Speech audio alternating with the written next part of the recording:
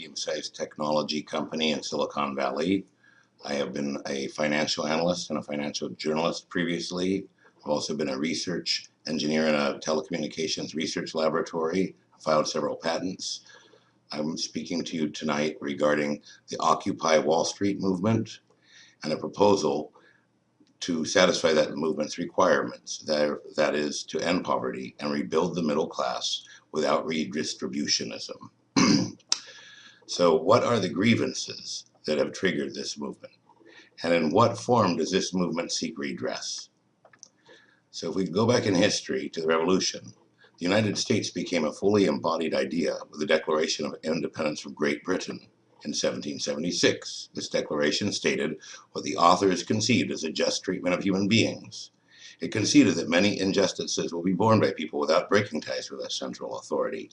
It concluded that the injustices were so great that their grievances had fallen upon such deaf ears that the only way they could hope to achieve redress for those grievances was to split asunder the tie between the central power and their communities.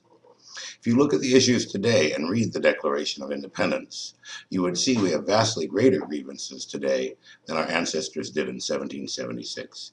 We just don't feel that we can do anything about it. The top 1% have built a first-class national security, correctional, and military system to make sure we can never wreak vengeance upon them. It's so first-class that it consumes 1 in 6 of every dollars of our economy, about 400% greater than it was before the Cold War. Today, people are demonstrating around the country, triggered by the Occupy Wall Street movement. People sense they are being taken by a corrupt system, that they are getting a raw deal. But any statement that they can make in any way threatens to fragment the basic unity of their message. What we do know is, 1, we have a democracy, not a dictatorship of the corporations. 2, we know that absolute power corrupts absolutely. And 3, the old Irish saying, behind every great fortune, there is a great scandal. And like any new impulse in the people, all seek to get in on the action, and others are suspicious of them. The Democratic Party and the trade unions seek to get in on this movement. So what is the real deal?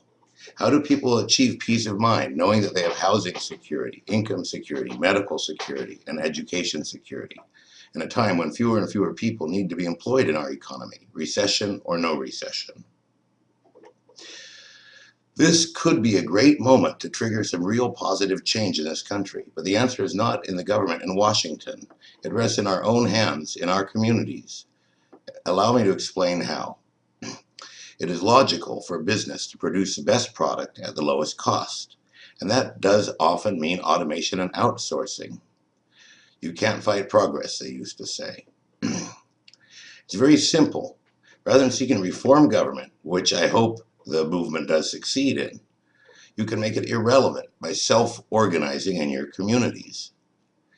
People need not jobs, but equity in the things that are needful to them. They should be able to own the place they live in without paying any monthly payments for it, nor any taxes upon it. They should have equity in their schools.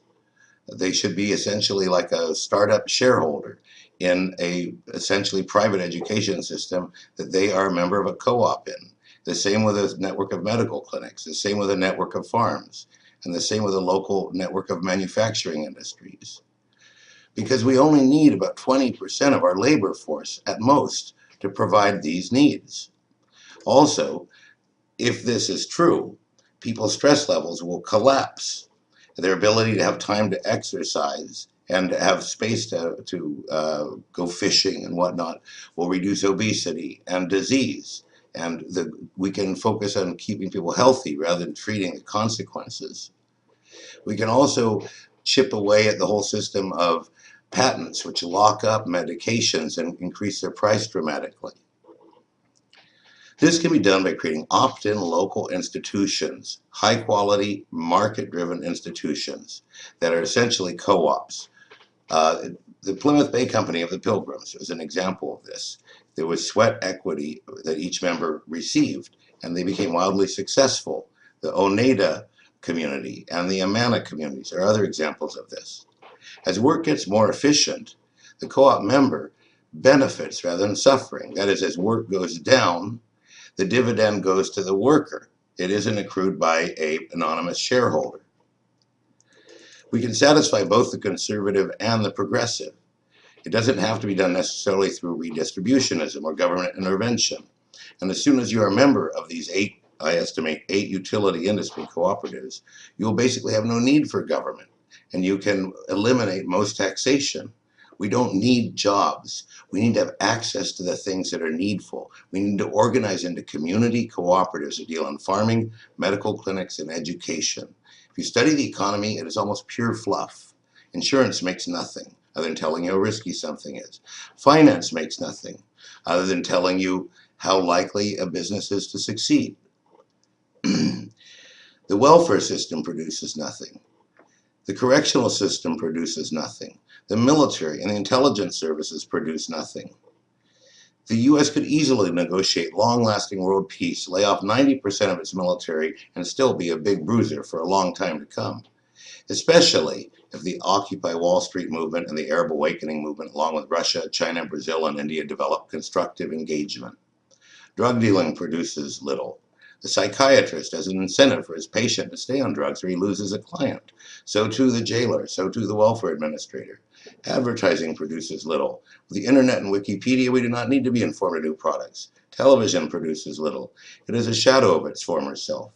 A network of community, cooperative, employee-owned businesses that has as their stated goal delivering the service at the lowest possible overhead to its members, focus on lowering costs rather than increasing sales, would allow people to have all that is needful with less than 1/4 time work once it is up and running. Then people could spend the other 3/4 of their time either going fishing, exercising, doing craftsmanship, working on rebuilding their communities to a higher standard of beauty, doing academic research, artistic endeavor, scientific endeavor, technological development. You can do whatever you want with your other 3/4 of your time. You can advertise sex services. You can do all the fluff things of our old economy to accumulate money, but you don't have to. Look at teaching today. Why do we have these teachers go into the class and perform this lecture on the 8th day of the school year? All over this country, all doing the same lecture, when you could have this done at Harvard University once over a 3-month workshop and use computer-based self-driven learning, which would be vastly more effective, and then break out into small groups with kids or do one-on-one with kids. It's because people want employment rather than the thing that employment is supposed to provide. People protect their industries because they're afraid of losing their jobs, but a job is just a ticket to production. So if you can organize so that your costs are very minimal, you don't need these production tickets. They become a luxury economy, which you're welcome to join, but you're not required to, because the place you live in is yours forever. You never have to pay anything for it. We need to eliminate employment and have people have equity in their community industries. Trying to protect jobs has created all kinds of mischief. Trying to prolong work rather than eliminate it is why we have terrible statistics. 25% of the world's prisoners with 5% of the world's population, 47% of the world's military spending, abysmally low educational scores, 28th out of 30 countries or 25th out of 30 countries in education. We have 1 million people employed in spying, largely on ourselves.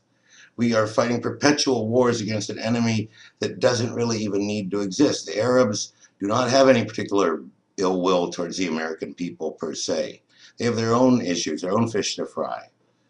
The BBC documentary, The Rise of the Politics of Fear, shows the name Al-Qaeda was actually developed here, and that bin Laden adopted it after he heard us using it, and that he had only a handful of followers.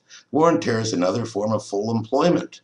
If our servicemen and our national security employees could live peaceably at home and have all that is needful, do you think that everyone at 18 years of age would suddenly decide they want to go around the world warring with enemies that we are essentially creating? We have allowed our federal government to become an absolute power. Absolute power corrupts absolutely. We now have a soft dictatorship, but we can unplug it. This is a future of humanity that could be a paradise. All other directions are much less efficient, and many of them are extremely dark, a world of possessionless, alienated serfs living in fear of imaginary concocted terrors. To jumpstart this, we can look at redistribution of the money obtained through fraud and corruption. That money could be spent in part to repay the national debt and partly sent directly out to people in the form of royalty checks, so to speak. And in fact, the entire government, if we re-engineer society along the lines that I'm describing, which does not require any new laws be passed, people can simply organize within their communities to do this. But it could be a royalty-based system because the government has so much land and assets, it could literally turn a profit. This modality rewards people who actually work and contribute and could get major support from local entrepreneurs and philanthropists as it gradually disconnects people from being forced to consume from big corporations as they become more self-reliant. It is a modern equivalent of the Jeffersonian yeoman farmer, but it has elements of social justice as well to appeal to the left and to progressives. We can get away from monthly payments. Can you imagine living without any monthly payments? It's quite feasible. Libertarians, progressives, and small government conservatives, a Jeffersonian alliance. I have additional, more detailed material that I have posted that you can take a look at on this YouTube channel. Thank you, good night, and good luck.